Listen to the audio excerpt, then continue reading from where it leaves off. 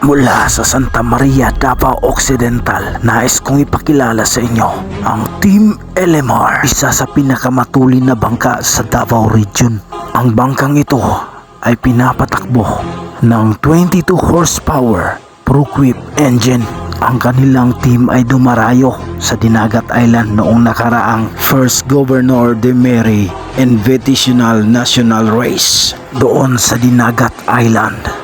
At hindi naman nabigo at nagtagumpay naman ang Team Elemar na masungkit ang second runner-up dahil nandun ang kanilang magagaling na rider na si Justin Grado, Tata Diloy alias Loverboy at Renimer Johnson, at ang magaling na mekaniko walang iba kundi si Mr. Richie Cabalona, at ang team owner nito walang iba kundi si Boss Leo Gaverola. Team Elemar, the pride of Santa Maria, Davao Occidental.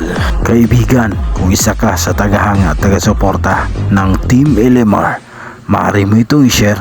Maraming salamat po.